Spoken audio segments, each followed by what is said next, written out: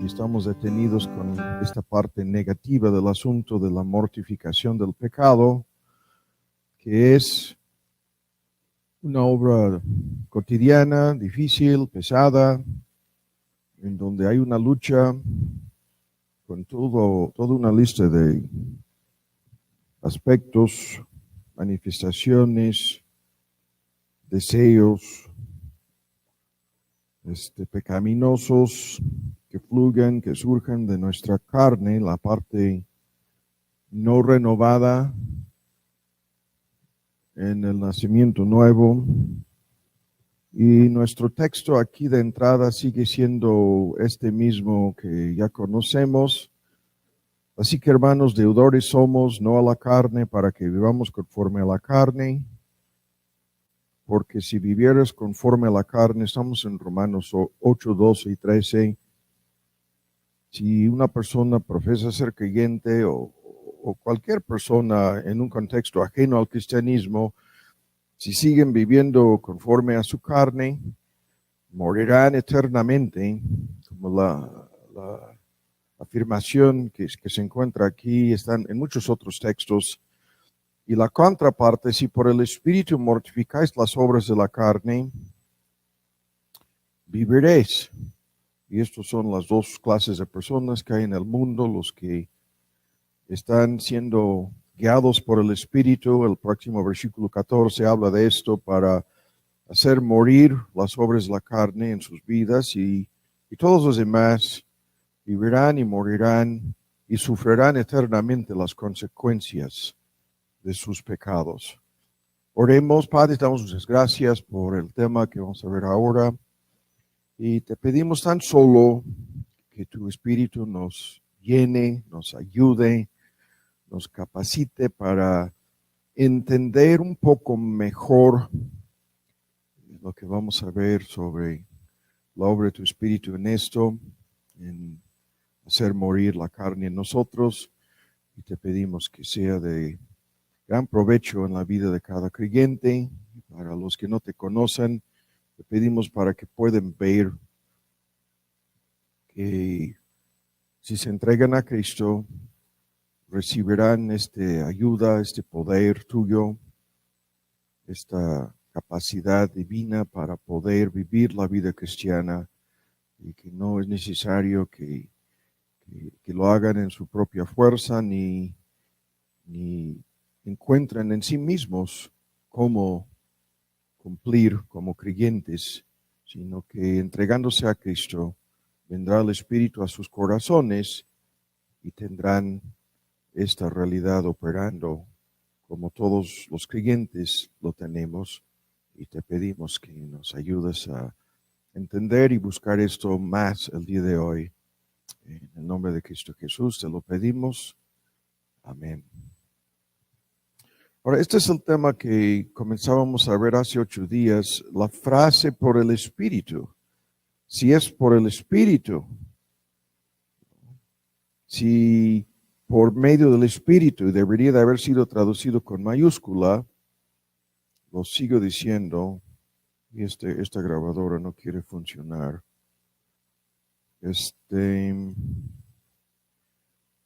La frase, la vuelvo a señalar aquí, en Romanos 8, en el versículo 13, es la segunda parte del versículo. Si por el Espíritu, la contraparte, por medio del Espíritu, y debería haber sido traducido con mayúscula, porque se refiere al Espíritu Santo, mortificáis, hacen morir las obras de la carne, viviréis. Y vimos hace 8 días la introducción a esto y nada más, alegando a favor de la divinidad del Espíritu Santo como la tercera persona de la Trinidad y su personalidad. Y no avanzamos más. Estos 2 puntos nos ocuparon hace 8 días, y como una introducción a lo que vamos a ver hoy y próximamente, este es el primer estudio en esta miniserie en que estamos detenidos en relación con este tema en el pizarrón, lo que se llama, ahora vamos a Efesios 5, la plenitud, pleroma, llenura es la palabra más común hoy en día del Espíritu Santo. Y aquí tenemos algo importantísimo que vamos a introducir, que vamos a discutir en este estudio el día de hoy.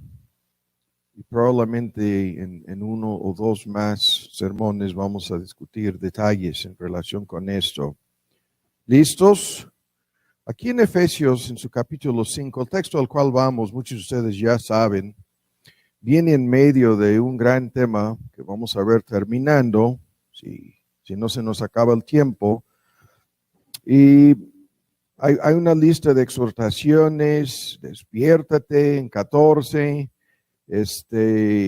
mirad, hay que andar, el modismo que vamos a ver, avisadamente en 15, en 16, hay que redimir, hacer el mejor uso posible del tiempo, como lo estamos haciendo ahora, y al dedicar nuestro tiempo a servir, adorar y conocer mejor a nuestro Dios, en conformidad con su palabra y la orden divina de no dejar de reunirnos y a dedicar por lo menos una buena parte del día de hoy a concentrar nuestra atención en esto.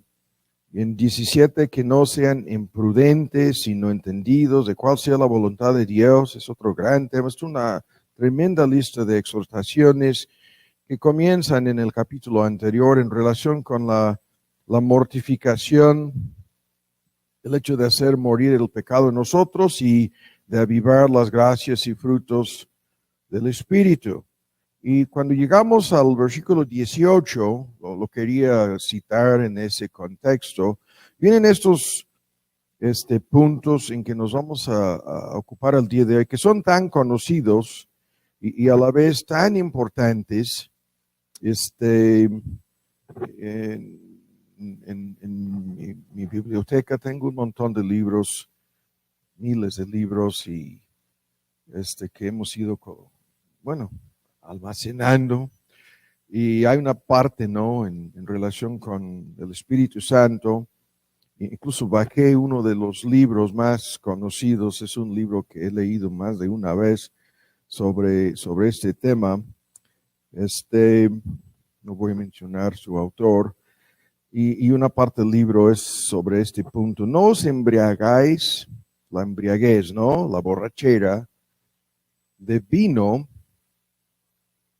Y la fórmula tan conocida en la versión antigua dice, en lo cual, en lo anterior, en todo es un paquete de los que se dejan dominar, no tan solo por ese vicio, sino por cualquier vicio, hay disolución.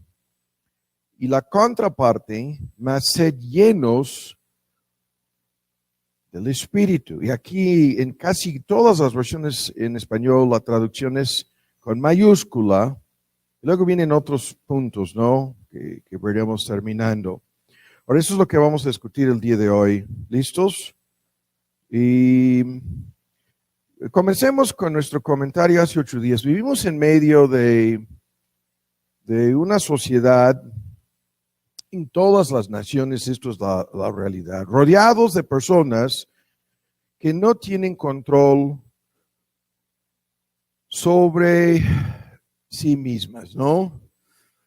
No tienen dominio propio, no tienen la capacidad de controlarse a sí mismas. Y la lista de cosas que están importantes, no pueden controlarse en relación con sus palabras, en relación con sus emociones, en relación con sus pensamientos, en relación con sus apetitos, en relación con sus propias inseguridades. Ese es un gran paquete a nivel psicológico, emocional. Es increíble desde chicos cómo llevamos todos nosotros, vamos abrigando, ¿no?, toda una tremenda lista de inseguridades que a nivel psicológico, emocional, se manifiestan, y muchas cosas en donde se manifiesta la falta de dominio propio, la falta de control de una persona, tienen que ver con estas inseguridades. que tan solo el Evangelio, tan solo conociendo a Dios en Cristo, tan solo entendiendo nuestra identidad en Cristo y la persona que Dios quiere que seamos y todas las riquezas de su gracia y bondad y misericordia para con nosotros, su amor eterno y todos sus propósitos para nuestra vida, tan solo así vamos superando muchas, si no la totalidad de estas inseguridades en alguna medida. Pero personas que no pueden controlar sus deseos sexuales, no pueden controlar sus anhelos, deseos y concupiscencias, no pueden frenar su soberbia, su orgullo, su autoimagen falsa, que se describe en una forma técnica como vamos a volver el día de hoy terminando como egoísmo y amor propio, etcétera, etcétera, etcétera. Vivimos así, rodeados de personas en nuestra familia, en nuestro hogar, en nuestra vecindad, en nuestra familia, puede ser en el contexto matrimonial, de personas que viven sin dominio propio. Es increíble. Y nosotros vamos notándolo, ¿no? Notamos cómo una persona tiene un paquete de actitudes que se manifiestan en forma continua, en forma cíclica, cómo una persona responde a tal o cual circunstancia o situación, comentando, expresando con sus palabras, sus pensamientos, sus deseos, sus reacciones, ¿no? Y vamos conociendo en forma directa, indirecta, depende del contexto, pero llegamos al punto en que ya no queremos saber más acerca de esa persona. Ya lo que sabemos basta para que entendamos lo que estoy ilustrando aquí, su falta de dominio propio en esta lista de cosas. Y en lo que vamos a discutir el día de hoy, encontramos el único remedio, el único medio, la única manera, el único camino, son términos importantes, para poder controlar, ¿no? Para poder dominar todos estos aspectos pecaminosos de lo que voy a llamar aquí nuestra personalidad. Y el tema está en muchísimos textos. Uno de los más citados: Dios no nos ha dado el espíritu de temor, sino de poder, amor y dominio propio a los creyentes, ¿no?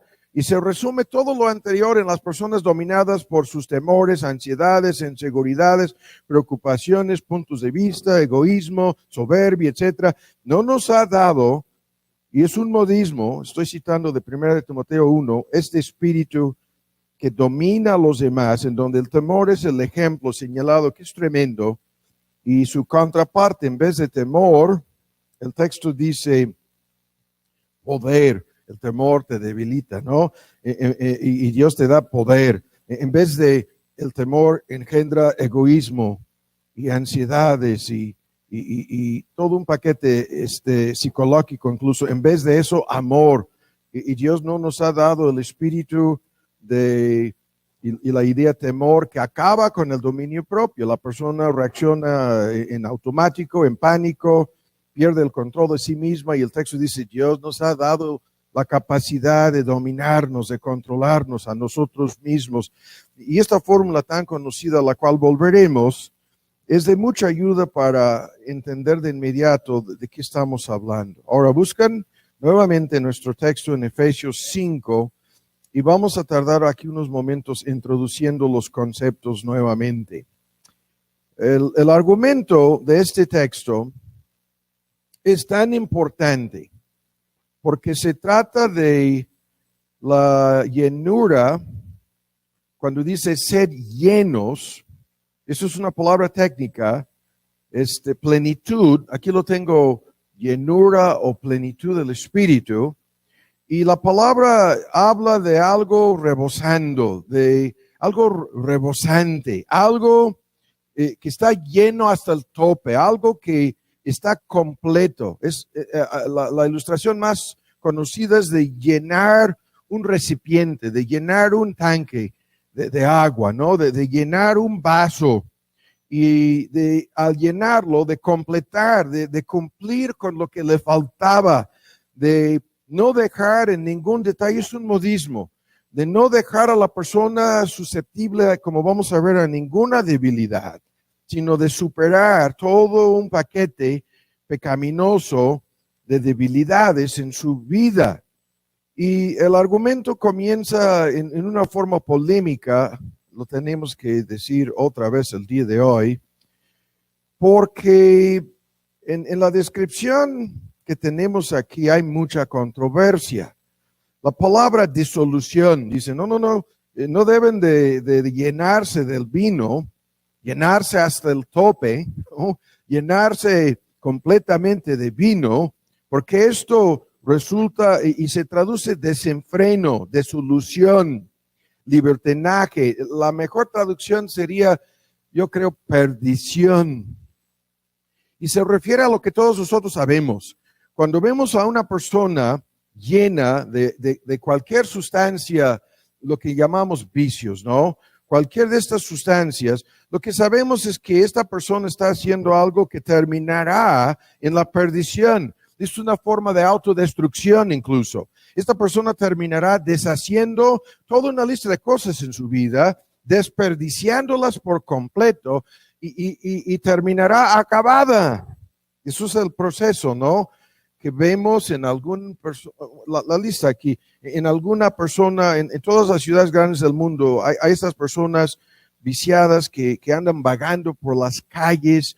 Yo me acuerdo en los primeros años de seminario, en el ministerio, todas las ciudades grandes tienen estos lugares que se llaman misiones de rescate, rescue mission.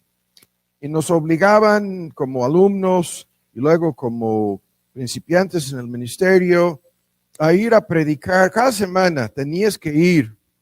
A mí me tocaba ir al centro de la ciudad de Denver, downtown Denver, en donde se juntaban, esto es hasta el día de hoy, cientos de personas que acudían al lugar que se llamaba Rescue Mission, misión de rescate, un letrero grande, ¿no? En donde sirven al mediodía una comida y luego en la tarde una comida. Y si las personas vienen y respetan y obedecen las reglas, pueden comer gratuitamente. Están dando de comer a esas personas que viven en las calles. Y increíblemente, el 90% o el 85% de esas personas son personas alcohólicas, viciadas, personas metidas en la drogadicción, personas que han llegado a este punto que el texto señala, a la disolución, a la perdición, han llegado ya. Y normalmente no están borrachas, incluso si están tomadas, no les dejan entrar, ¿no? Para comer, pero tienen que escuchar una prédica, tienen que escuchar un sermón. Y las iglesias se van rolando, ¿no? En estas ciudades está asignada cada otro día que una iglesia viene, asiste y ocupan el púlpito en cada sesión. Entonces ahí estás predicando a esas gentes, ¿no?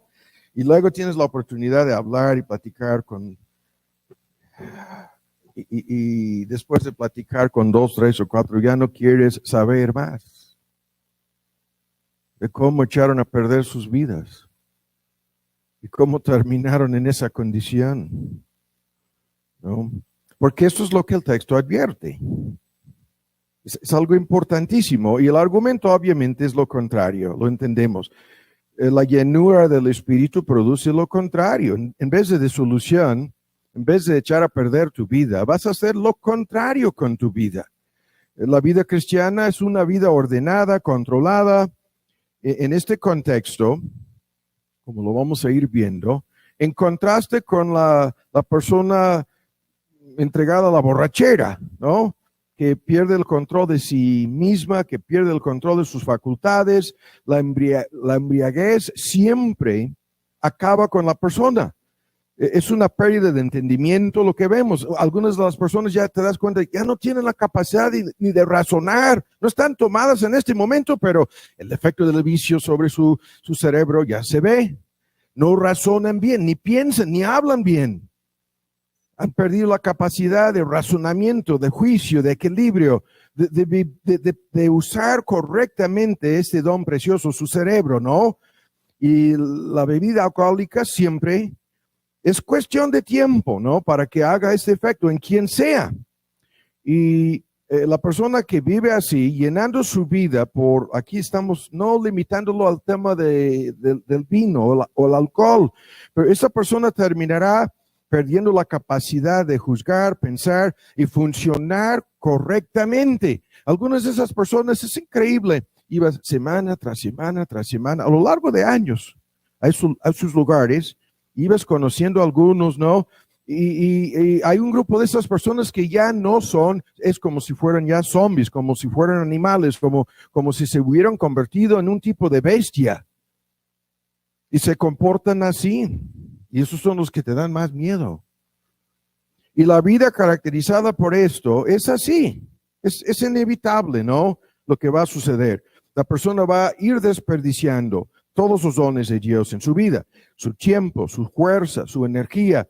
Su salud se va a destruir, se va a acabar, su salud se va a ir deteriorándose hasta llegar al momento en donde sufre en una forma visible, lo puedes ver en su cuerpo, los efectos. Y lo sigo diciendo, es lo que el texto describe. Y sin lugar a dudas, esto agota, esto acaba con quien sea. La persona es afectada por este abuso. Y lo sigo argumentando, el efecto es sobre su personalidad. Su mente queda afectada, sus emociones apagadas, su voluntad cada vez más esclavizada, cada vez más controlada. Ya se vuelve, en ese sentido, esclavo, un esclavo del vicio que le está controlando. Y el argumento aquí es que la obra del Espíritu es un gran contraste, comparación y contraste, es lo contrario. Y hay que comentarlo entre paréntesis, ¿no?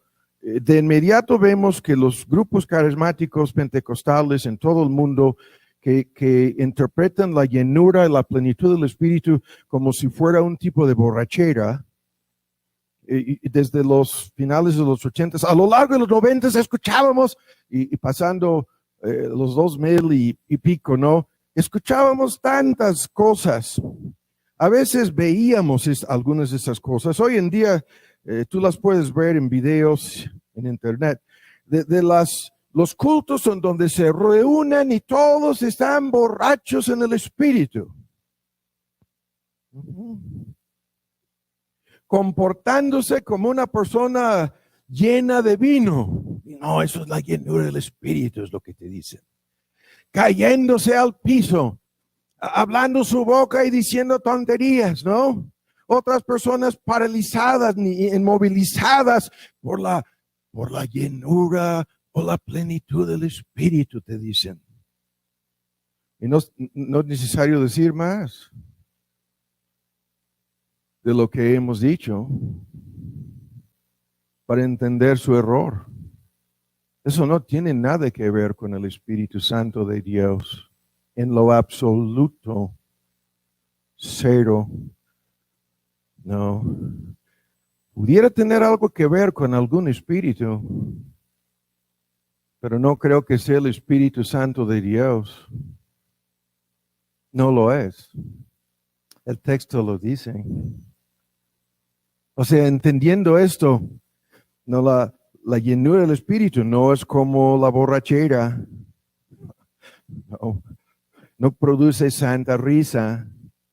No reduce a la persona a ponerse así, a gatear o a, no sé cómo decirlo, a moverse como una bestia bruta en la selva. No, nada, cero. No, y ni un ejemplo bíblico de lo que andan haciendo en muchos de esos lugares. Ni un ejemplo, ni un argumento. No, la llenura del Espíritu produce lo contrario. Lo vuelvo a decir, una vida controlada, una vida ordenada, una vida caracterizada por el dominio propio. Exactamente lo contrario. Y es increíble las personas que van a un lugar, y ustedes lo saben, fueron 1 o 2 veces quizás a alguno de esos lugares, creyendo que esto es el cristianismo, salieron huyendo para decir, no quiero saber más nunca de la Biblia, si esto es lo que producen, ¿no?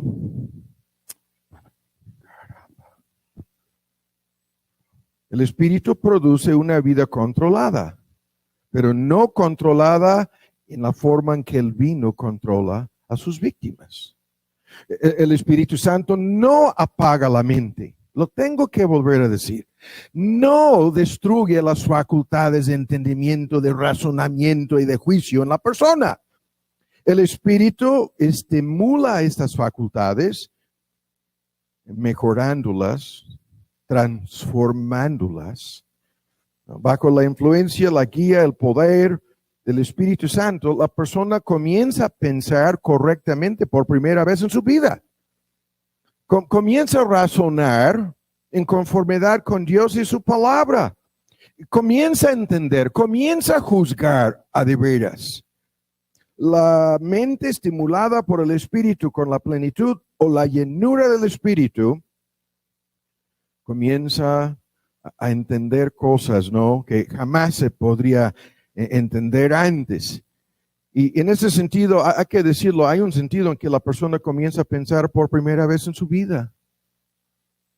Comienza a pensar, comienza a razonar, comienza a analizar y nunca deja de razonar y pensar y juzgar correctamente en ese contexto. Porque el Espíritu Santo, otros textos lo explican con este término, produce una mente sana, una mente capacitada para pensar los pensamientos de Dios, pero no en una forma automática, no como un tipo de maquinaria, no es como lo que sucede con el vino, ¿no?, en donde es un efecto biológico, físico, automático en el cuerpo. No, esto es algo más que razonado, más que intelectual, como vamos a ver. Es la influencia del Espíritu, Dios el Espíritu. Como terminábamos hablando de su personalidad, es Dios el Espíritu en el corazón del creyente y su influencia es personal. Es la influencia de Dios el Espíritu. Es una influencia llena de amor, llena de sabiduría, llena de entendimiento, llena de poder, lleno de apoyo. O sea, es en el contexto bíblico una relación en donde la persona es como si una persona se nos acercara para amar y enseñar y apoyar y capacitarnos y tan cerca como para que comenzamos a vivir en comunión, en compañerismo, en la relación más profunda, íntima posible con esta persona que resulta ser Dios mismo. Y el Espíritu de Dios comienza a guiar. Y como el texto de entrada, ¿no?, en Romanos 8, los que son del Espíritu se ocupan de las cosas del Espíritu. Ocuparse, ¿se acuerdan del argumento?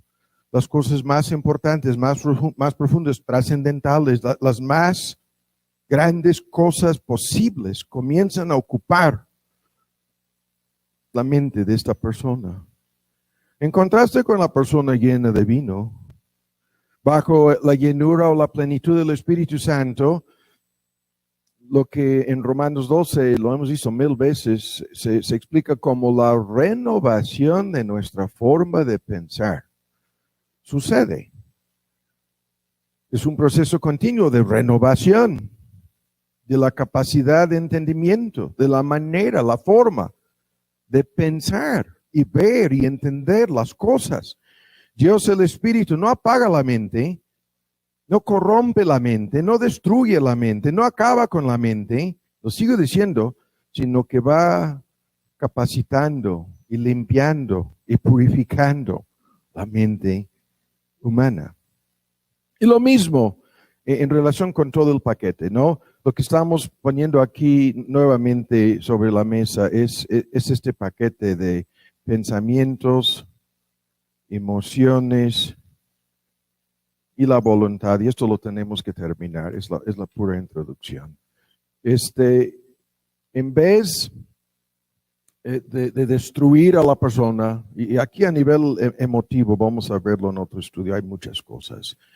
La persona que busca emotivamente hablando, ¿no? Se siente triste, se siente mal, se siente deprimida, se siente desmotivada en su infelicidad, en su falta de gozo, en su falta de algo para llenar y ocupar sus emociones, busca algún estímulo. Y en el mundo de todos sus inconversos, los estímulos son múltiples.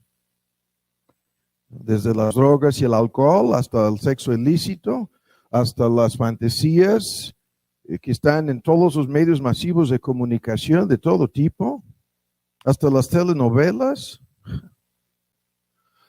¿no? Hasta los deportes y la música. Y el punto es, están tratando de superar los efectos inevitables del pecado en su vida. Hay un gran vacío emotivo, emocional en su corazón. Y tan solo el Espíritu puede purificar, puede llenar, puede abrir el corazón, transformar, como vamos a ver en otro estudio, este paquete emotivo. Pero eso es lo que el Espíritu hace, en contraste con la borrachera que apaga, insensibilizando, pervertiendo y corrompiendo las emociones, anhelos, los deseos del corazón dominado por ese vicio. El Espíritu hace lo mismo, no, hace algo muy diferente. En vez de incapacitar emocionalmente a la persona para amar a de veras, le da la capacidad de amar a su prójimo y a su Dios, etcétera, etcétera. Esto es el argumento que conocemos y lo voy a dejar. El último punto aquí de introducción es cómo el Espíritu, incluso en su llenura y plenitud, en vez de paralizar la voluntad, esclavizarla, hace lo contrario. La voluntad es librada del dominio y control del pecado. La voluntad ya no se siente paralizada frente a tantas tentaciones y incapaz de decir no.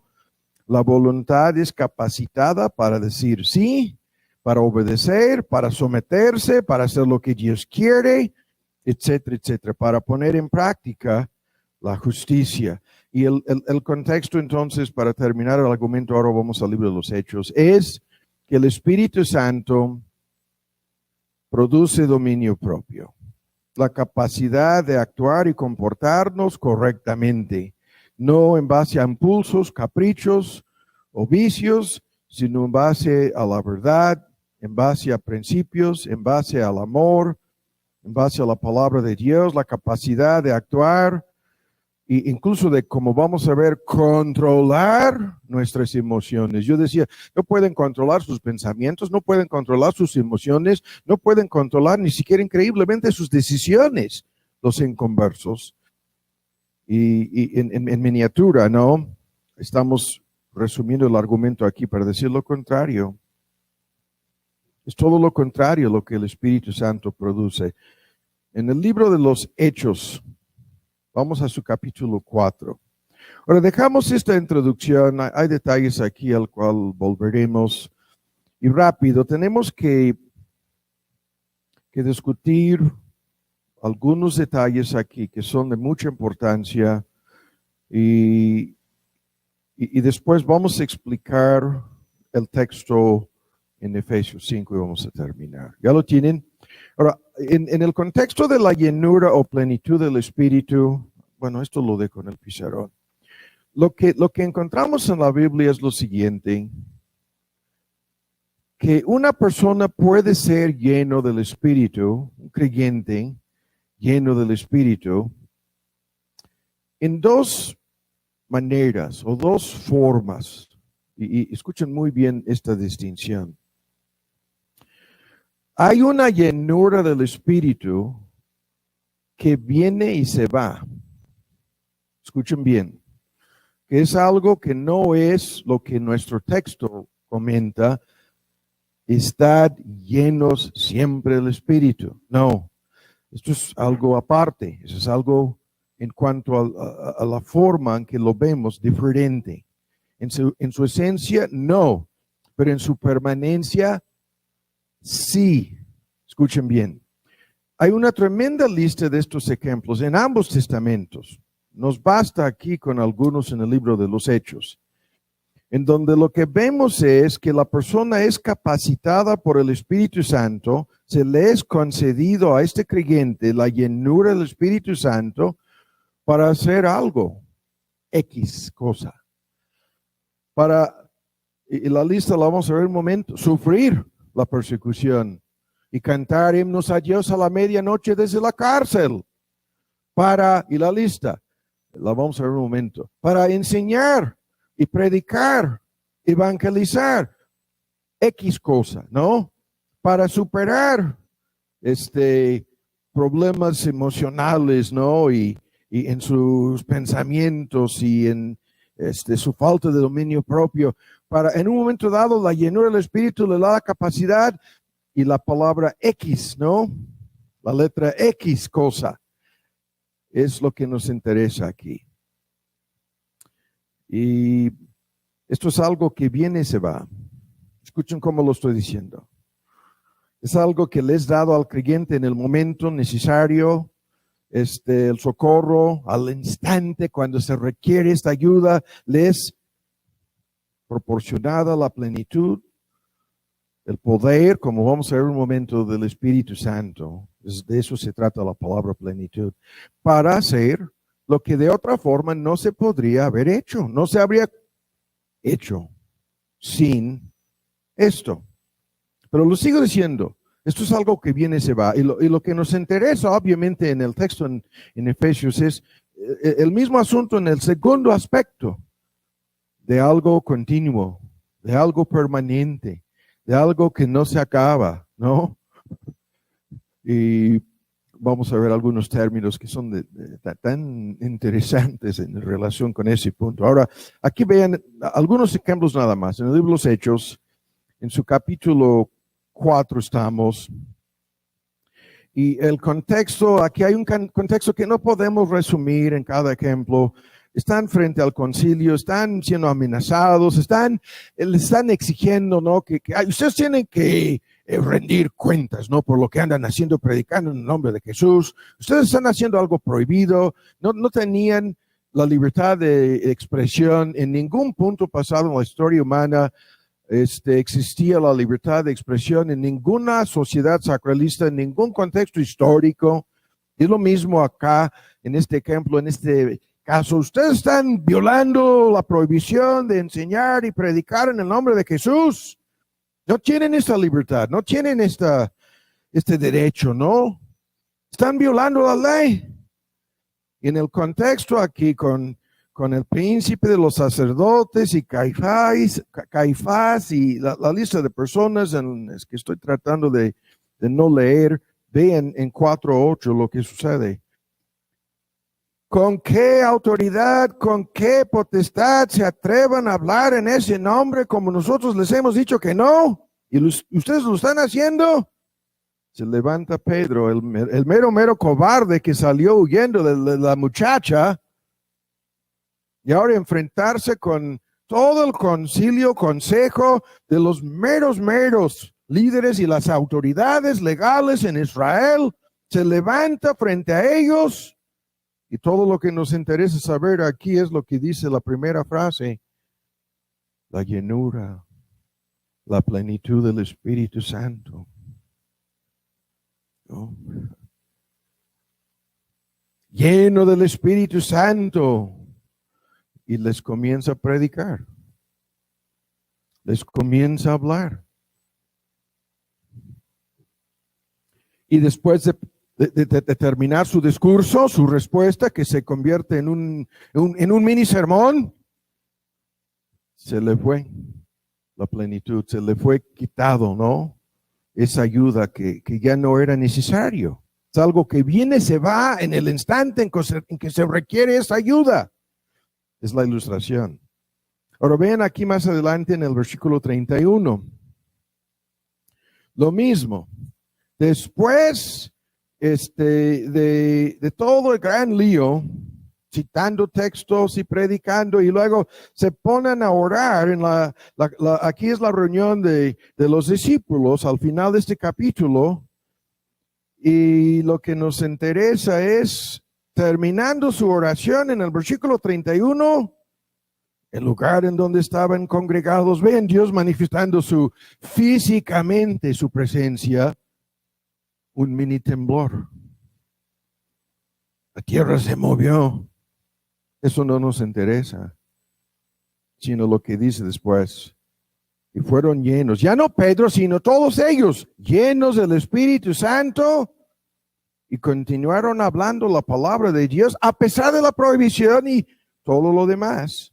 Toda la oposición continuaban hablando y predicando, evangelizando con confianza, dice.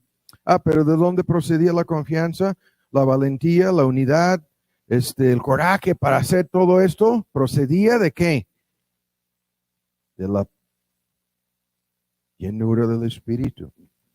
Es lo que dice el texto. Ahora rápido, el tiempo se nos va a ir. Vamos a algunos ejemplos más. Aquí mismo en el libro de los Hechos, vamos al capítulo 6. Es el martirio de Esteban. Les habla con una sabiduría de lo alto, argumentando en su defensa, en defensa de Cristo, en defensa de su evangelio, y estamos adelantándonos aquí en relación con esto.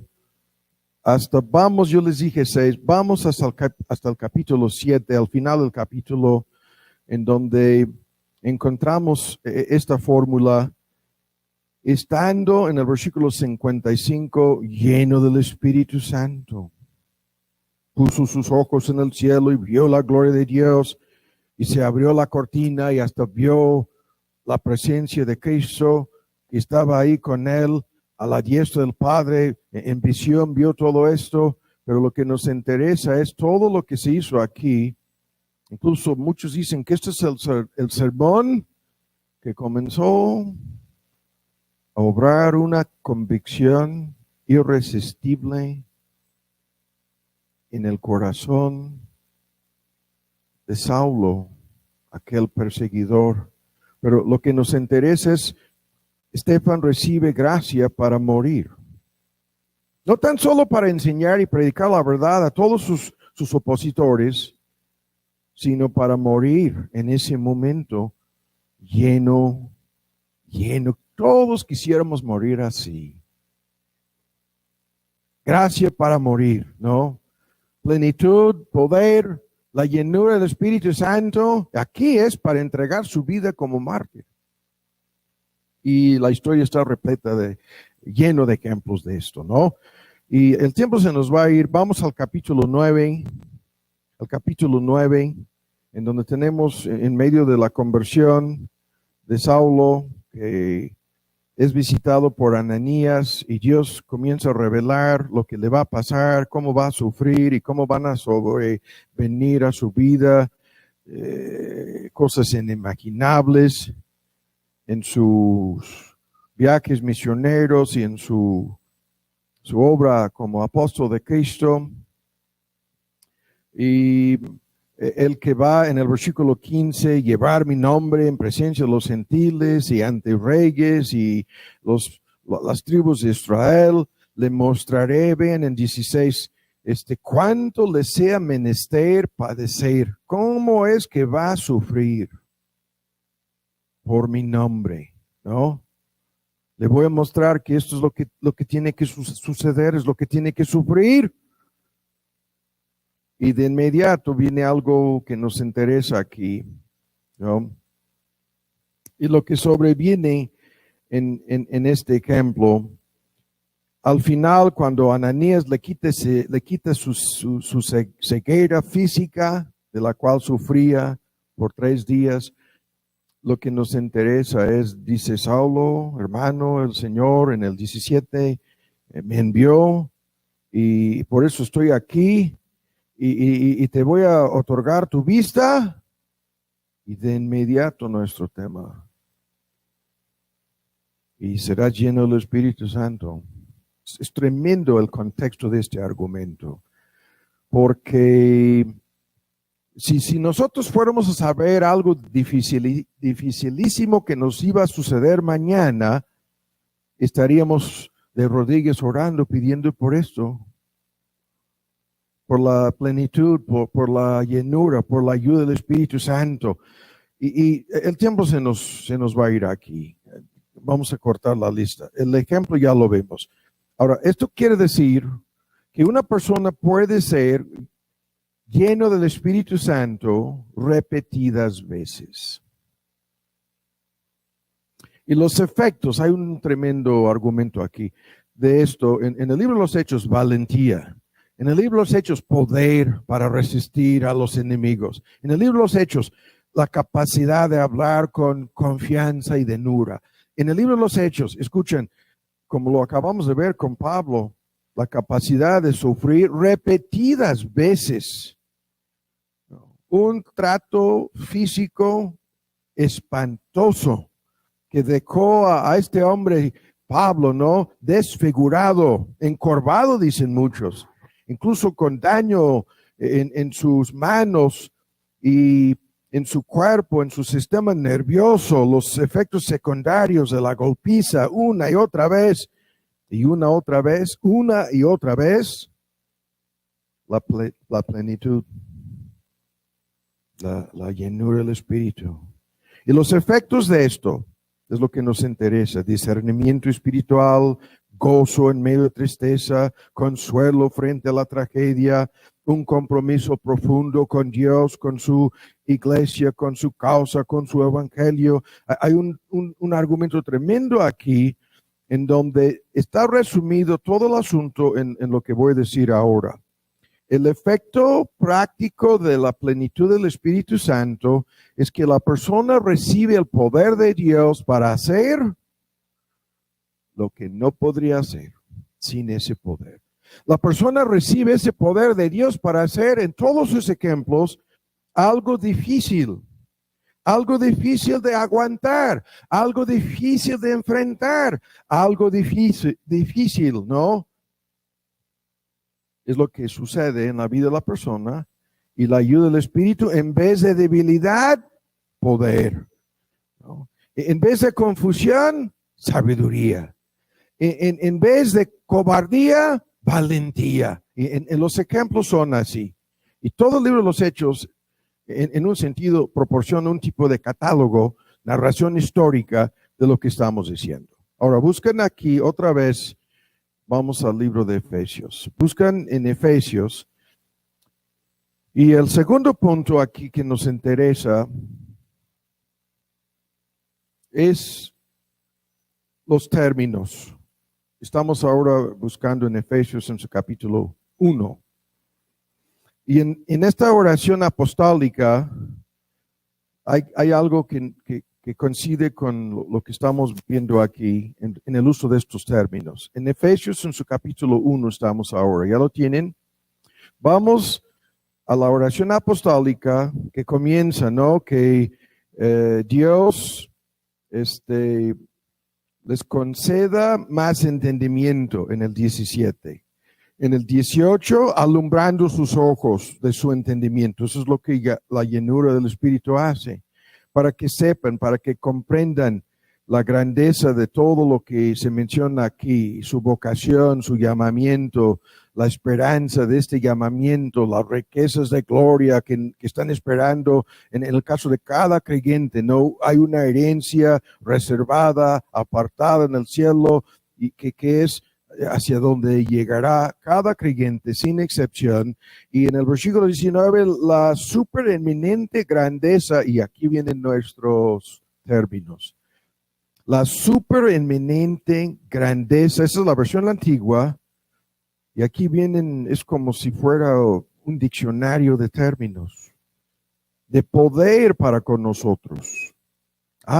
Eso es lo que nos interesa, porque lo que vamos a ver nuevamente aquí es que esta plenitud es poder.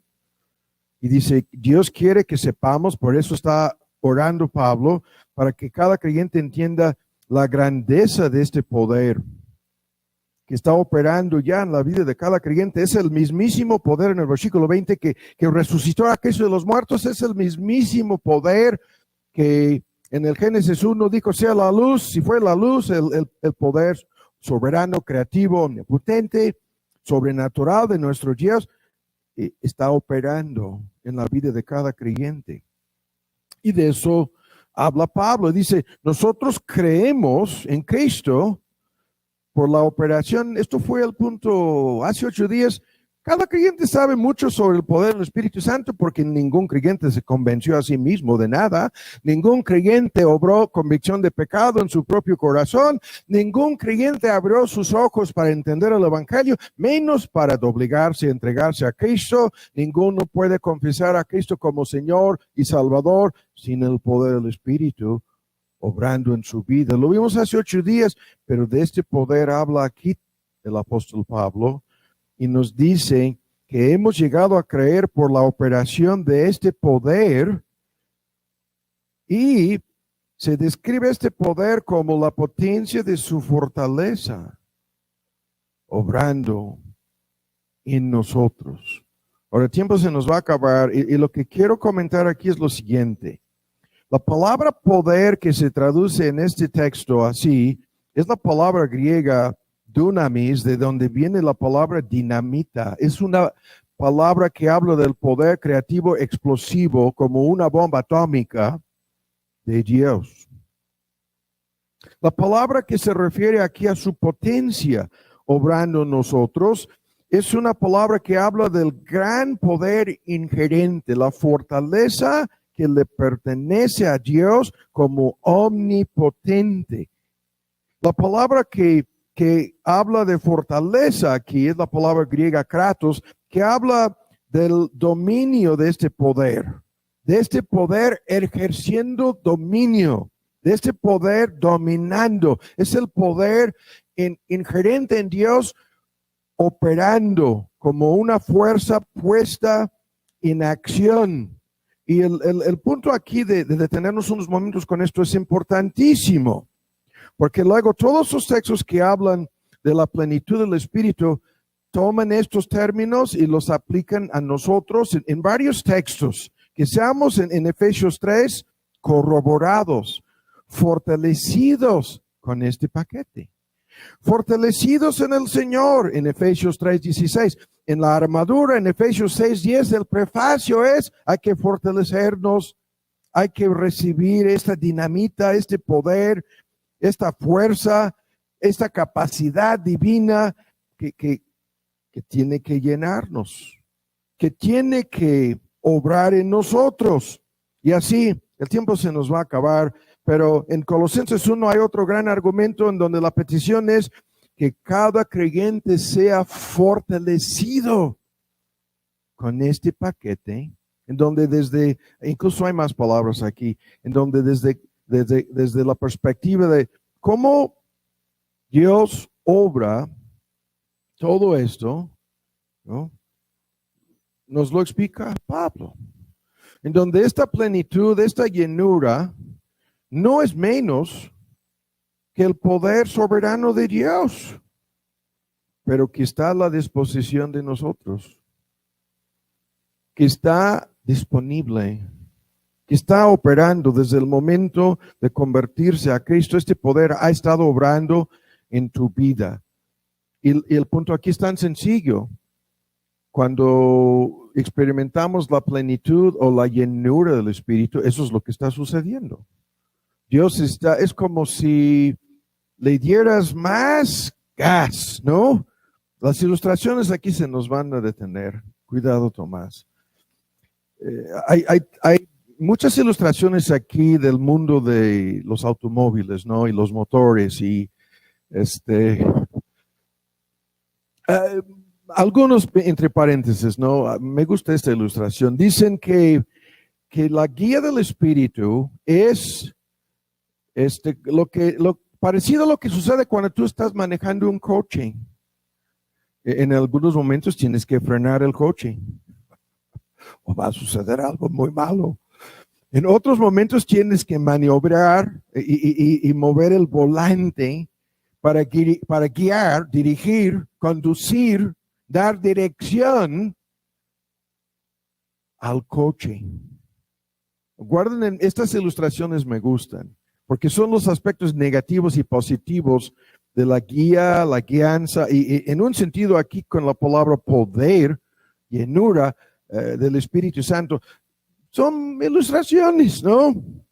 A veces hay que darle un poco más velocidad, un poco más gasolina, un poco más pedal, un poco más, ¿no?, velocidad a tu vehículo, ¿no?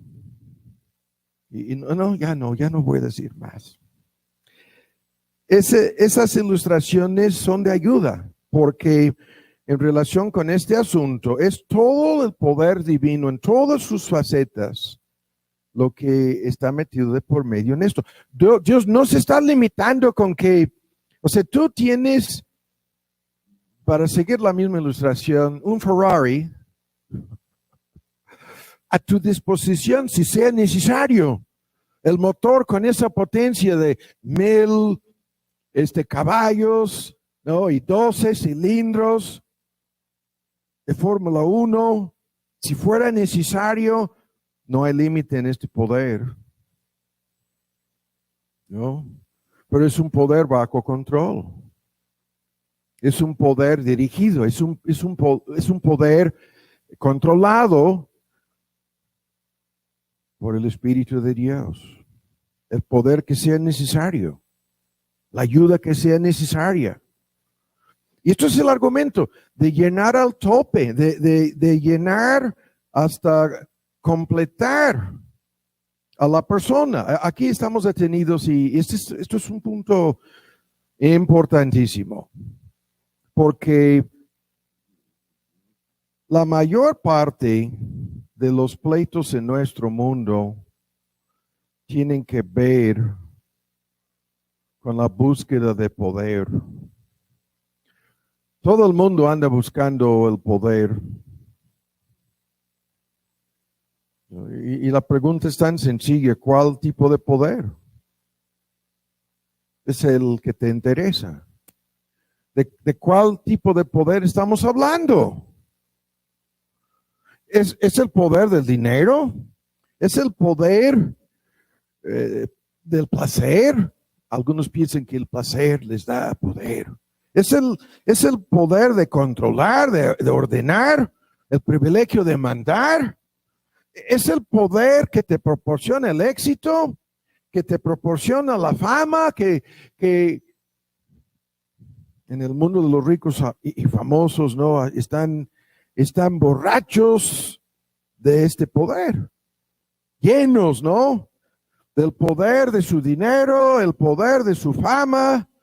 Es el poder a nivel gubernamental. Pudiéramos detenernos aquí y pintar el asunto en la familia, en el gobierno, en la oficina, en la empresa, en la vecindad, en el matrimonio, los pleitos interminables, las luchas que nunca se acaban, ¿no?, las campañas políticas. Es el poder. Es increíble la tragedia hoy en día. El poder por el poder.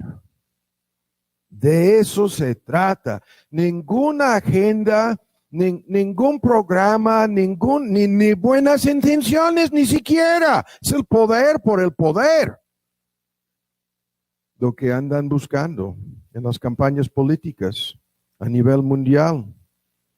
Y en algunos países es el poder con un fin más que egoísta, más que mi renombre y fama y lugar en la historia. No, es un poder para imponer mi agenda, para obligar, para dominar. Como en la mayoría de los casos de eso se trata. Y ese poder, ahora voy a cambiar la ilustración, es lo que proporciona influencia. Es el poder de influir. ¿Qué tipo de influencia? Eso no importa. Es el poder de influir a los demás con la con mi personalidad, ¿no? Tenemos esos políticos que están enamorados de sí mismos, que en cada conferencia de prensa, el 85% de lo que van a decir es acerca de ellos mismos. Mírenme la gran persona que soy.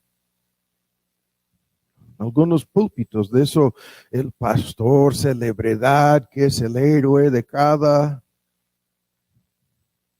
No estamos hablando de ese tipo de poder. Estamos hablando del poder del Espíritu de Dios.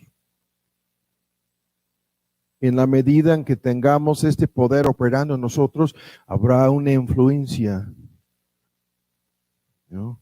Tendremos una influencia sobre una lista de cosas, comenzando con nosotros mismos.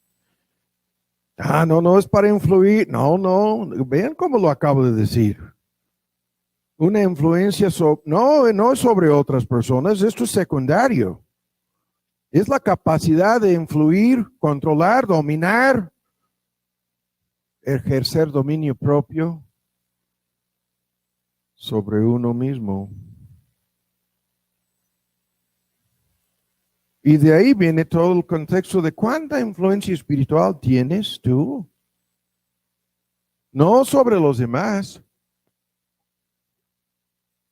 sino sobre ti, sobre tú o sobre, I can't even say it, sobre ti mismo. ¿Cuánta influencia tiene una persona? ¿Y qué tipo de influencia tiene esa persona con su vida?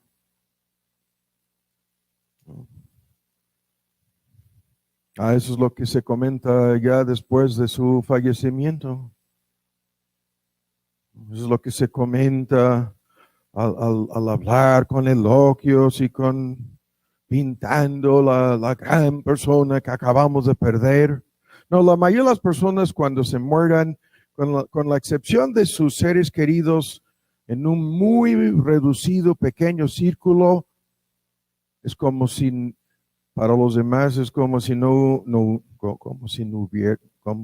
hubieran existido.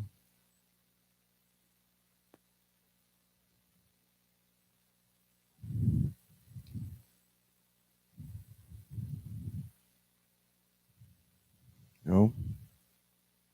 Ahora el tiempo está corriendo. Un punto final aquí. Hay que enchufar este argumento como lo vamos a ver en el tiempo que nos resta, en este paquete. Después vamos a explicar cómo esto funciona y se acaba el sermón. Este es el mismo tema que conocemos. Vamos a leerlo.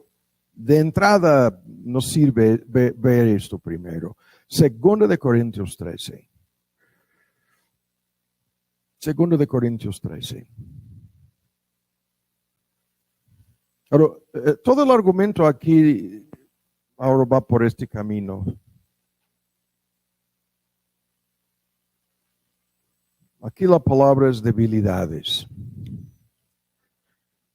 Y el contraste aquí, otra vez, poder. Nosotros como seres humanos caídos y aún como creyentes, vivimos nuestras vidas conscientes de muchísimas debilidades que tenemos. Estas debilidades van por todos caminos, ¿no? Como voy a bosquejarlo en un momento. Y esta forma para discutir o seguir introduciendo el tema es de ayuda. Porque en los ejemplos anteriores, el tan débil Pedro, ¿se acuerdan? Hace unos domingos hablábamos de este asunto en donde se jactaba tanto, no había analizado a cada uno de los demás apóstoles ninguno de ellos permanecerá firme. Los había analizado. Había Pedro detectado debilidades en cada uno de los demás apóstoles, estamos hablando. Y en su carne, naturaleza pecaminosa caída, se comparaba a sí mismo, Pedro, con cada uno de ellos, pensando, no, ellos son débiles y yo soy el fuerte aquí. Ellos son tan débiles como para no tener ningún poder frente a lo que van a hacer las autoridades romanas en un momento dado, pero yo tengo este poder de resistir hasta el grado de decirle a Cristo, voy contigo a la cárcel si fuera necesario, hasta la muerte. Y como si le quería avisarle a Cristo, no te das cuenta de que ellos son tan débiles, pero yo no. Y lo sabemos. Termina negando a su Señor 3 veces. Y luego después, en esta post-resurrección y la profecía de lo que le iba a pasar, terminaría haciendo lo que no hizo al principio. Fortalecido por Dios, entregaría su vida como mártir. Y el pobrecito, mira, al voltearse, mira, aquí está Juan. ¿Y a él qué le va a pasar? Sigue comparándose a sí mismo con los demás. Después de todo lo anterior, claro que sí. ¿No? Y entre paréntesis, aquí lo vamos a ver. A mí me asombra los predicadores, los maestros bíblicos, más en Gringolandia que en nuestro querido México. Y se paran en el púlpito y predican en una forma idealista, no realista. No.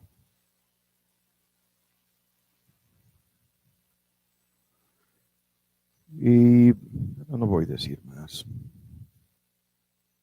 Como si no estuvieran conscientes de sus propias debilidades, menos las de sus congregantes, feligreses, miembros de su iglesia.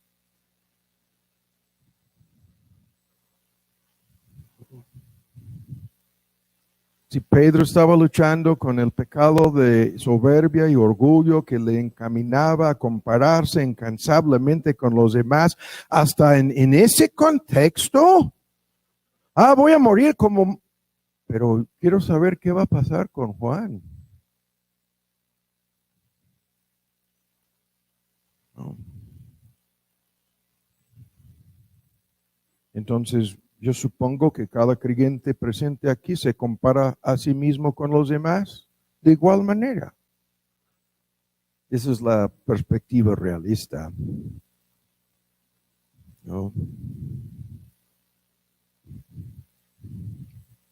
Cada uno de nosotros lo hacemos, creyendo que en algún sentido no somos tan débiles o que somos superiores o que contamos con un poder que los demás no tienen. No, nada de esto es cierto. No es real. Y de entrada aquí, esta fórmula que conocemos, la hemos visto 1000 veces en estudios entre semana, incluso por muchos años. 2 de Corintios, ya lo tienen. En su capítulo 13, estos, Pablo con su, les estoy diciendo 13, no puede ser 13, tiene que ser 12. Lo tengo apuntado mal aquí, estoy mirando aquí, es 12. Y dice en su famosísima lucha con su aguijón en la carne, estaca en su carne un cuchillo que el diablo estaba dándole vueltas para atormentar a Pablo. Llega a este punto, bástate mi gracia en 9, no te voy a sanar, te voy a llenar con mi poder y gracia y esta fórmula. Aquí está la fórmula. La más discutida en un sentido. Mi poder, vean, eso es lo que Dios le dijo. Mi potencia, mi omnipotencia, mi poder explosiva como dinamita en la debilidad se perfecciona en la debilidad. Los argumentos, algunos, ¿por qué tantos argumentos? Es como si Dios estuviera diciendo, para que a de veras se manifieste mi poder, debe haber una debilidad de por medio en el asunto. Porque si tú puedes, si tú no eres débil, entonces no necesitas mi poder y no te lo voy a dar. Y eso es la triste realidad en esto. Para ser realistas aquí. Una pregunta interminable. ¿Por qué nos dejan esta lucha con la carne? La hemos contestado ya repetidas veces. ¿Por qué me deja con estas debilidades? Y aquí está la respuesta.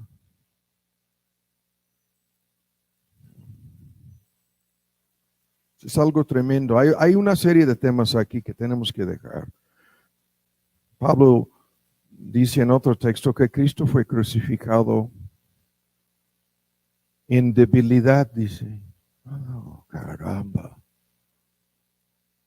Esto quiere decir que en alguna medida no contaba con todo el poder. Es un gran misterio. Sino que sentía Cristo mismo su debilidad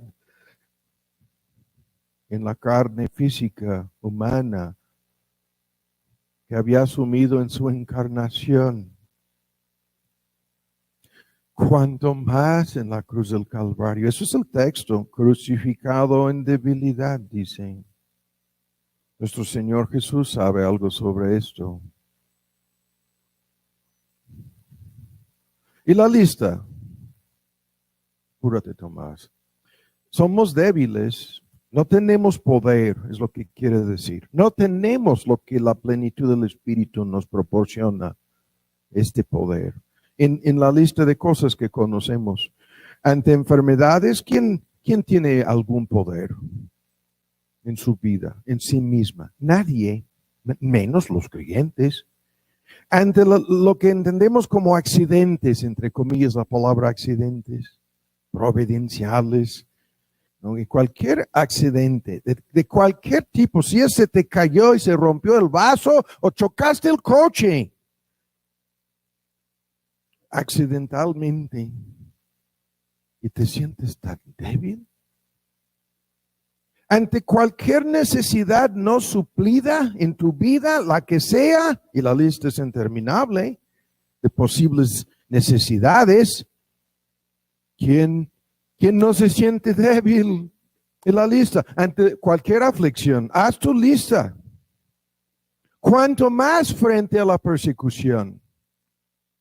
Y hay un dilema, lo están analizando en muchos círculos en el extranjero. ¿Cuándo debemos defendernos nuestros derechos legales ante una ola de persecución que ya vemos que viene en el camino? ¿Y cuándo hemos de ser pacifistas? Débiles. En no defendernos. ¿Cuándo? El dilema frente a un gobierno tiránico, incansable en la historia del cristianismo, este punto de creyentes tratando de decidir qué debemos hacer o no en cuestiones políticas frente a gobiernos tiránicos. Por un tiempo, fueron más de 150 años en Inglaterra, decían, la oposición a un gobierno tiránico es servicio a Dios. ¿Cómo llegaron a concluir eso? Lo vemos en el mismo libro de los Hechos, lo vemos en el Antiguo Testamento. El tiempo se nos va a acabar aquí.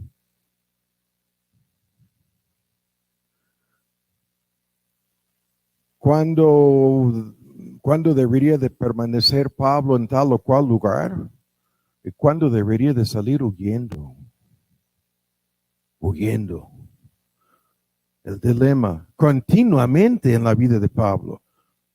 En un momento dado, el ángel le dice, no te muevas, quédate aquí en Corinto, tengo mucho pueblo aquí, nadie te va a tocar. Y en otros casos, vete de aquí lo más rápido posible. Debilidades frente a la persecución.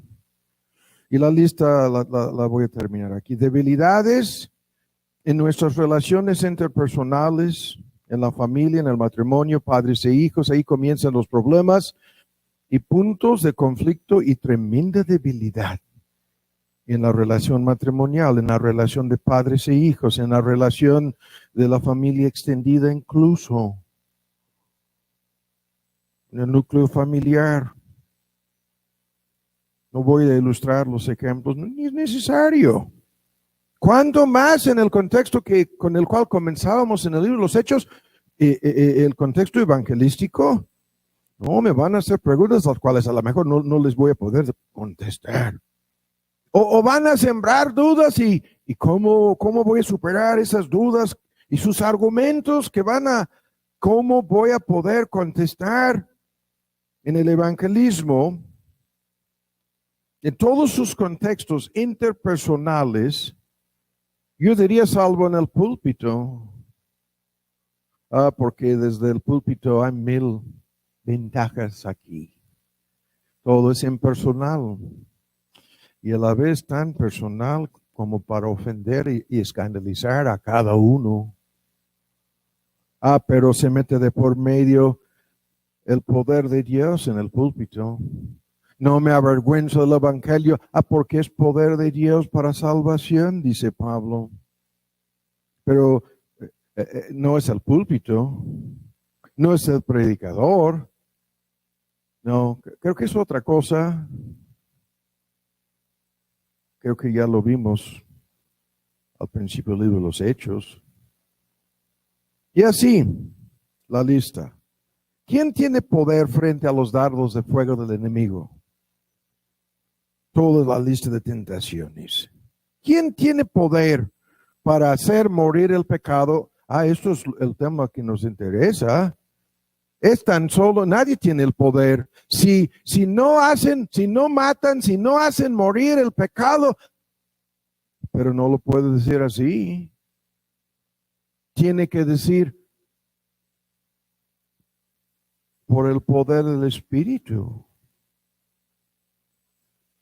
tienen que hacer morir el pecado en sus vidas. Y este misterioso punto aquí, Dios mismo diciendo mi poder, dinamita, explosiva, se perfecciona. ¿Qué quiere decir eso? Es un modismo.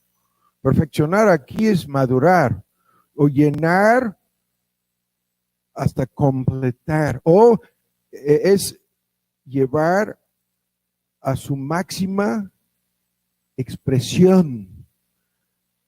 Mi poder se manifiesta en la debilidad de cada creyente. Incluso Pablo, incluso a ti y a mí. Y esto da por sentado que si tú no estás consciente de tu debilidad, entonces es por eso que se pierden cada persona religiosa en conversa que va al infierno.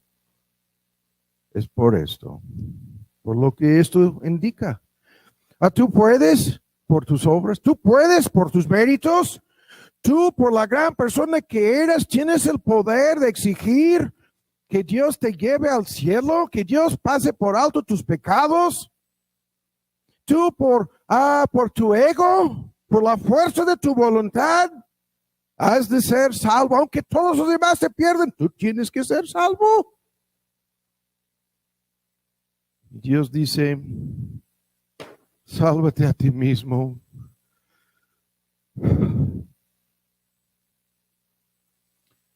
Si puedes hacerlo, sálvate a ti mismo. Mi hijo no vino para salvarte. Mi hijo no se entregó en tu lugar. No te hacía falta nada de la obra salvadora de mi hijo. No, mi hijo no fue enviado al mundo para salvarte a ti. Tú que puedes salvarte a ti mismo, hazlo.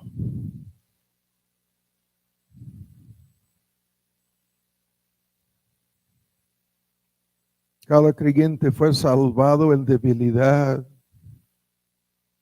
Esto es así. Cada creyente fue convertido en debilidad. He tenido que contener mis emociones después de mi viaje a Florida. Una ola de emociones. Regresé cerca de los clubes nocturnos y los lugares en donde había fiestas. Y el lugar en donde terminé high school. Es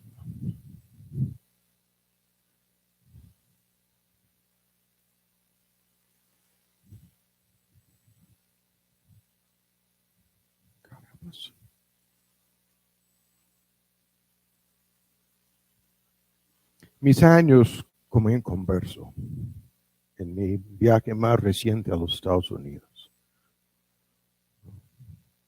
Y me vino como una ola de emociones. El revivir. Y se me hacía como que fuera como una película. Como si no hubiera sucedido lo que sucedió.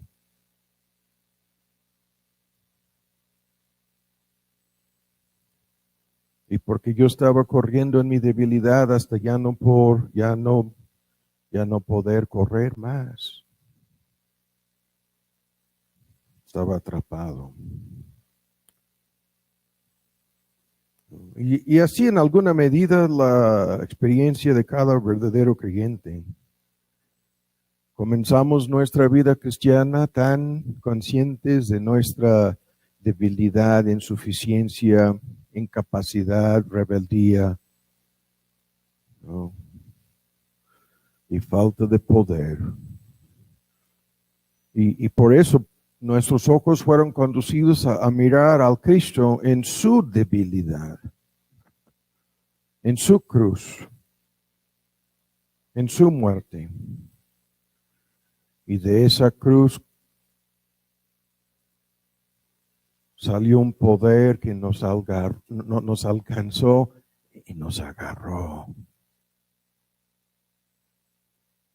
Como él mismo dijo, si soy levantado, traeré a mí mismo todos los que son destinados a la vida eterna. Todos desde la cruz los traeré a mí mismo.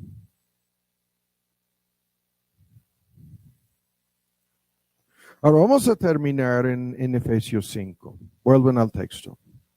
Y ya tenemos la mesa servida para profundizarnos más en esto.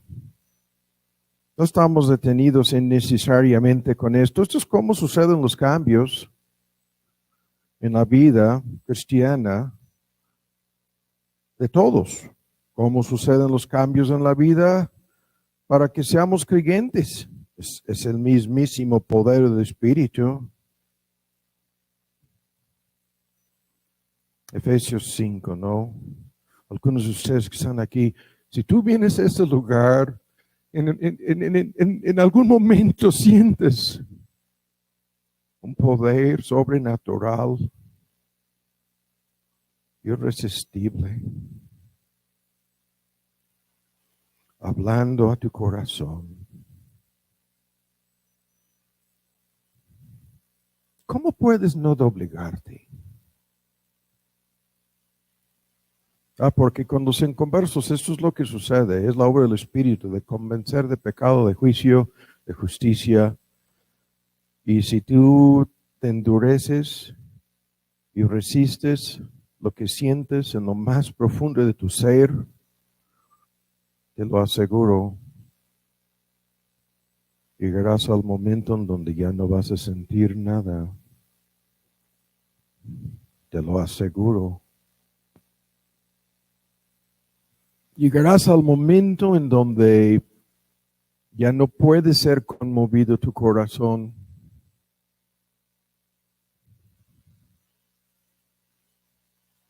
Y el Dios que te hizo sentir tu debilidad y tu necesidad de su Hijo, te dejará.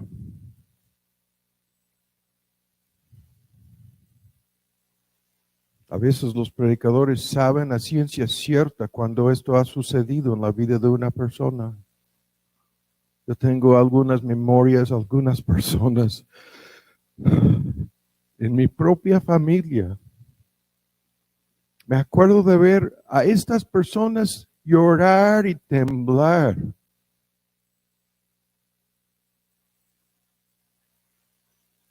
Pero después, nada. Ahora vamos a terminar con Efesios 5. ¿Ya lo tienen?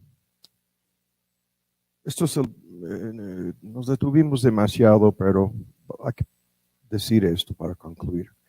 Ahora, esto es la segunda cosa aquí. La llenura del Espíritu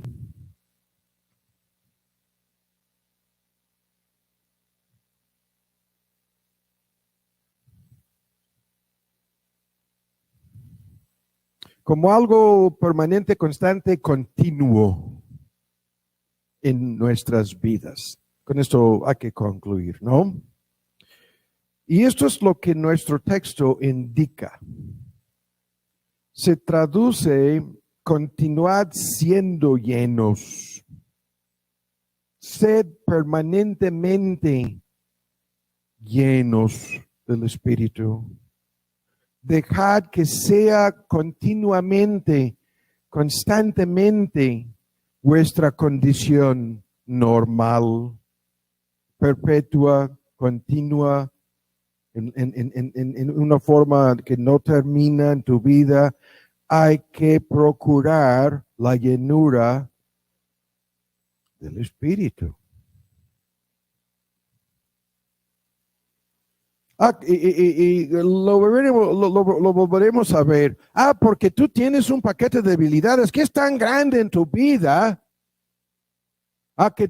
que no es simplemente que para superar X tentación o para enfrentarte con X problema que te hace falta esto.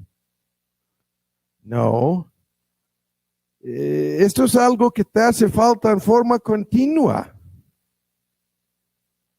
De tal modo que los creyentes han de ser siempre procurando esto, siempre llenos del Espíritu, siempre controlados por el Espíritu. Y la ilustración, se nos fue el tiempo. En nuestro texto en Romanos 8, los inconversos se ocupan de la carne. Hay un modismo, paralelismo exacto.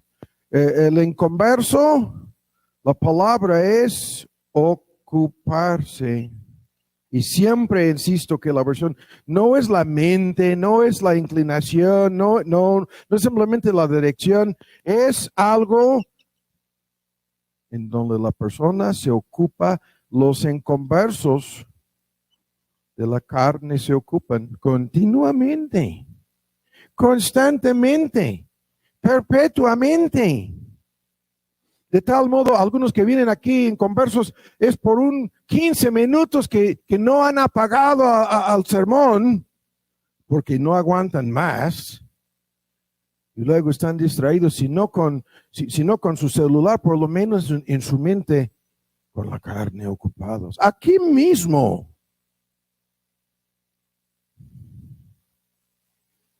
Y a muchos creyentes, 1 hora y media de prédica, ¿cómo es posible? Y el texto dice que los creyentes se ocupan de las cosas del Espíritu. Es una orden apostólica, un mandamiento. Dejad que sean llenos del Espíritu. ¿Qué es esto? Dejad que sean. Es el modismo que conocemos en la fórmula andar, andad en el Espíritu. Incluso les pido perdón aquí. Vamos a Gálatas. Quiero que vean un texto aquí antes de concluir. Hay algo muy importante que es de tremenda ayuda aquí en Gálatas. Andar es el modismo que habla de lo que lo regular, continuamente, normalmente, como hábito, como costumbre, sucede en la vida de una persona. Y estoy atrapado aquí. Y ya tienen el texto en Gálatas. En Gálatas estamos en su capítulo 5. Este modismo de andar en el Espíritu. En el 16, vean, andad en el Espíritu y no satisfagáis las concupiscencias de la carne. Hay dos puntos aquí. El primer punto es, andar en el Espíritu es contrario a andar en la carne. Andar en el Espíritu es la contraparte de andar en la carne. Es lo que estoy ilustrando. Pero en la vida de un creyente es imposible que se hagan las dos cosas simultáneamente. Son actividades opuestas, antónicas, contrarias. O sea, o estás andando bajo el dominio del Espíritu, control del Espíritu, procurando en alguna medida esto, su plenitud, o estás haciendo lo contrario. No puedes hacer las dos cosas simultáneamente. Es la una o la otra cosa. Y ya acabamos de decirlo. La dirección, dominio, constantemente la dirección y dominio en la vida de un inconverso, la carne. Y en teoría, constantemente lo que está controlando y dirigiendo la vida de un creyente, en teoría, es el Espíritu. Pero ahora bien esta fórmula. En 25, la fórmula, en donde dice, si vivimos en el Espíritu, andemos también en el Espíritu. Andemos en el Espíritu. Y aquí, sin meternos en los términos griegos, esta palabra es distinta de lo que normalmente está en la lista de andar en buenas obras, andar en la verdad, andar en los mandamientos. Es parpateo, la palabra normal que describe del griego andar por fe, andar como digno del Señor, andar digno del llamamiento. Esta palabra es misteriosa, la que está aquí. Porque es una palabra, hay muchos, todo el argumento está aquí, de este sermón. Pero es una palabra que habla de los soldados formándose, help me Mark, y van a salir a hacer algo. Y la palabra es técnica, es un, vamos a decir, grupo de soldados romanos que van a salir a marchar o a cumplir con una misión o tarea. Y la idea aquí es que no pierdan su lugar en la fila. Van a salir a marchar hacia la misión. Y que salgan en ritmo, que salgan en la cadencia de un soldado, ¿no?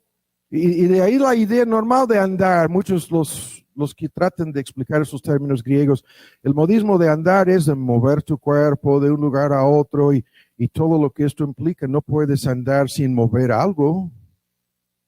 Escuchan. Y esta palabra se traduce en inglés, keep in step with the Spirit. Es como que el sargento, comandante, teniente, capitán, que está dando la orden de mover el cuerpo a la izquierda o a la derecha, en ritmo, en cadencia, en mantenerse en sincronía. Esa es la forma para decirlo. Hay que vivir en sincronía con el Espíritu. Hay muchas cosas en esto. Siendo controlados, siendo dirigidos, siendo obedientes, siendo sumisos, cumpliendo con la voluntad del Espíritu, siendo guiados, siendo llenos. Es nuestra responsabilidad como creyentes. Y esto es todo lo que vamos a decir. Es nuestra responsabilidad. Y obviamente cuando la gente quiere saber, ¿cómo es lo que quiero saber? ¿Cómo? Y volvemos a lo mismo. Permitiendo que nuestras emociones, nuestras mentes, pensamientos y nuestra voluntad sean controlados por el Espíritu. Lo importante aquí, hay muchos detalles, es este punto. Somos responsables de procurar esto, de buscar esto, de orar por esto. En su enseñanza sobre la oración y aquel que vino a la medianoche y sorprendió a su amigo y se puso de rodillas a suplicar y todo el asunto, ¿no? Termina esa parábola sobre el cuate metido en la cama con sus hijos. No me voy a levantar, no te voy a atender, ¿no? Y sigue insistiendo y sigue pidiendo y sigue tocando la puerta. Tan solo necesito 3 panecitos y termina con: si vosotros siendo malos sabéis dar buenas dádivas a vuestros hijos, ¿cuánto más vuestro Padre Celestial? Y escuchen lo que dice. No dice, si ustedes son malos y saben dar 3 panes a cosas buenas a sus hijos. No. ¿Cuánto más dará vuestro Padre Celestial el Espíritu Santo a los que lo pidieron de Él? ¿Cuánto más dará el Espíritu Santo? Pero tan solo a los que se lo pidan, tan solo a los que lo suplican, tan solo a los que lo procuran, tan solo a los que buscan y a de veras quieren esto. Y concluyo con esto ya. Esto quiere decir mucho, pero lo que nos interesa el día de hoy, esto quiere decir que hasta cierto punto tú y yo somos no tan solo responsables de procurar eso, sino que podemos determinar si hemos de ser llenos o no del Espíritu.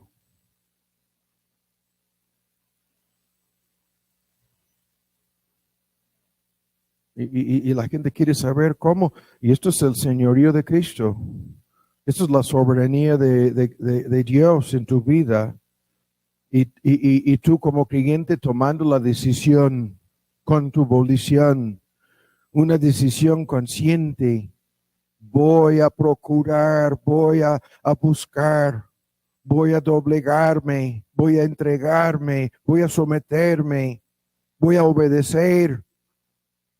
Y en muchísimas cosas lo que dije al final aquí, hace unos momentos, lo estoy diciendo, quiero obedecerte, voy a obedecerte, eso es mi voluntad, tan solo necesito tu poder. Tan solo necesito tu ayuda. Tan solo necesito tu plenitud, tan solo necesito tu gracia.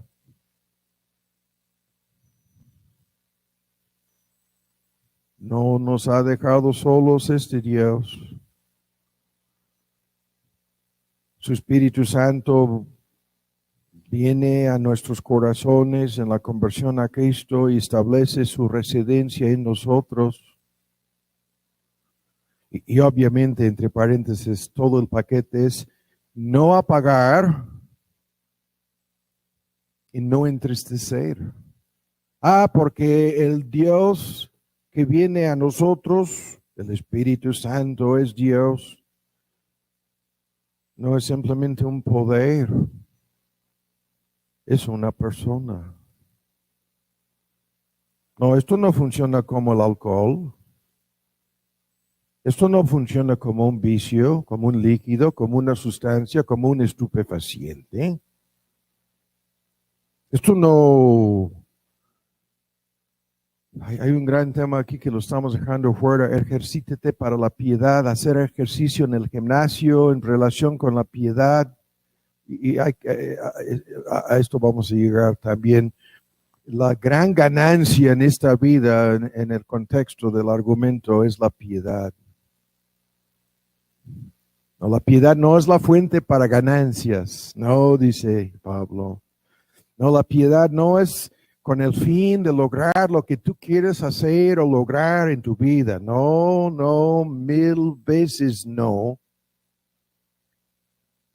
La ganancia es, ¿qué quiere decir piedad? Que tú seas transformado en la persona que Dios quiere que tú seas, más semejante a Cristo. Esa piedad, esa santidad, esa transformación, esa metamorfosis, esa es la ganancia que el Espíritu obra, no como una droga, no como una pastilla, no con fórmulas mágicas en iglesia tras iglesia a lo largo y ancho de nuestro mundo.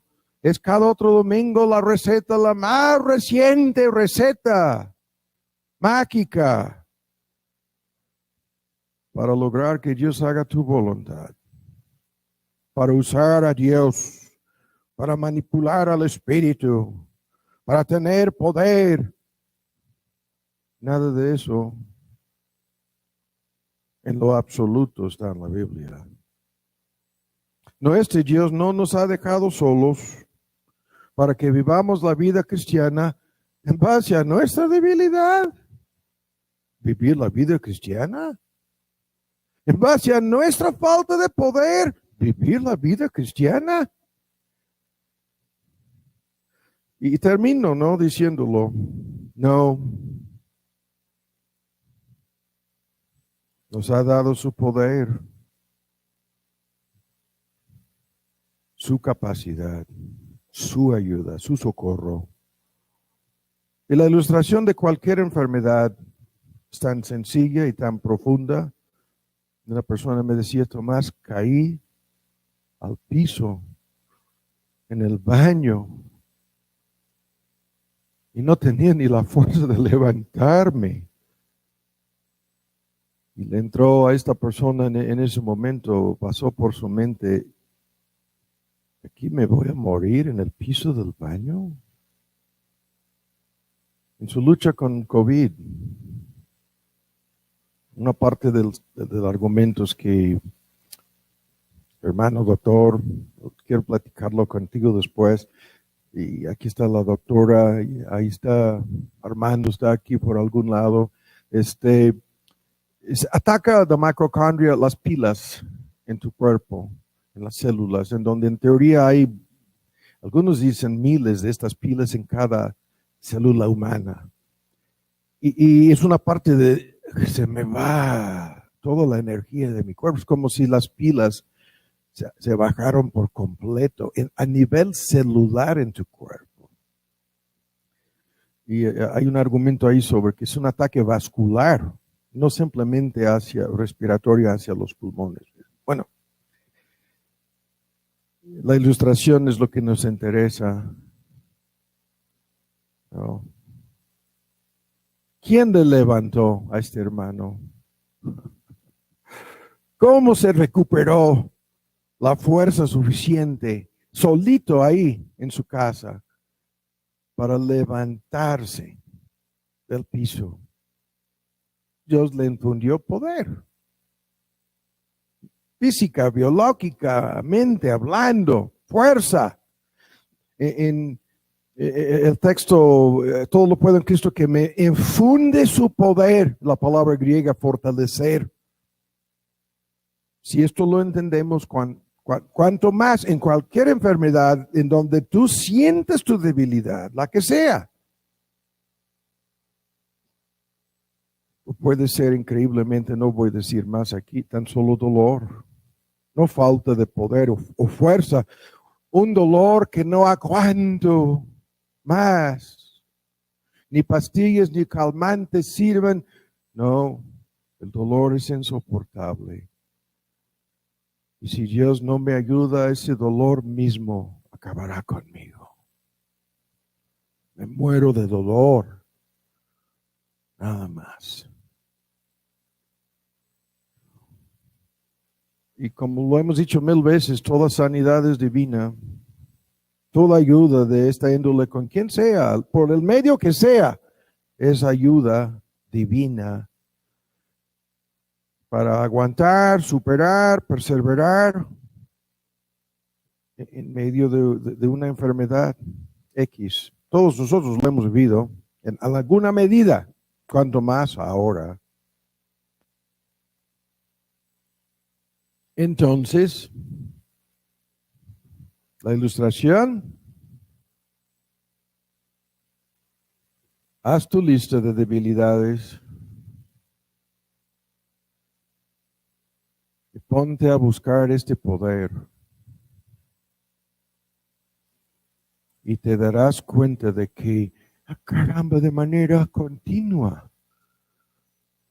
de manera permanente, de manera constante, tan solo para frenar mi boca, tan solo para no pensar en aquello, tan solo para no dar rienda suelta a mi reacción emocional, tan solo para decir sí o no.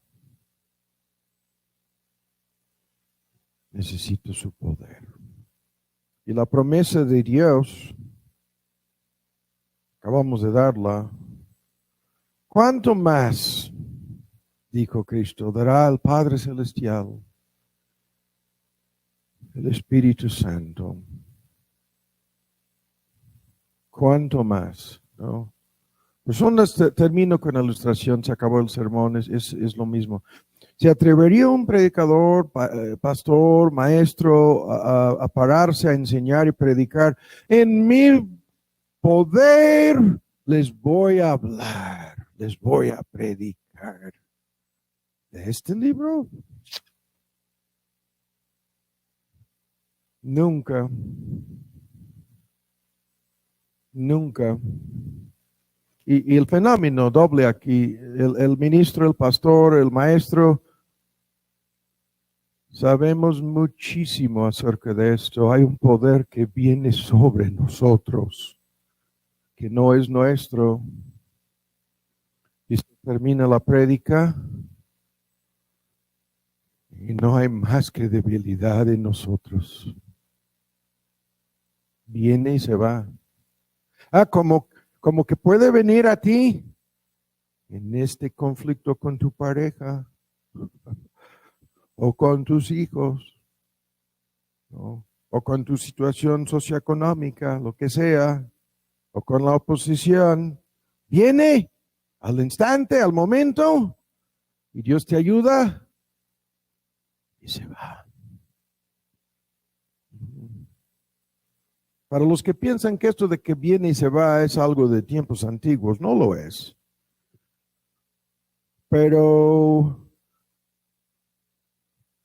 se acaba esto y sentimos nuevamente la debilidad y nos damos cuenta nuestra necesidad es permanente, constante, continuamente. Y en estos detalles nos vamos a meter próximamente. Oremos, Padre, damos muchas gracias por tu palabra el día de hoy. Pedimos que sea de ayuda en la vida de cada creyente por tu poder. que nos vayamos de aquí llenos de tu palabra y de tu espíritu, para enfrentarnos con una semana nueva, en donde todas nuestras debilidades nos obligarán de momento a momento a buscar la plenitud tuya, de Dios, en la bendita persona que conocemos como el Espíritu Santo. Y por los que no te conocen, te pedimos para que puedan no resistir más, sino dar la bienvenida, doblegarse, arrepentirse y entregarse a Cristo. Te lo pedimos en su nombre. Amén.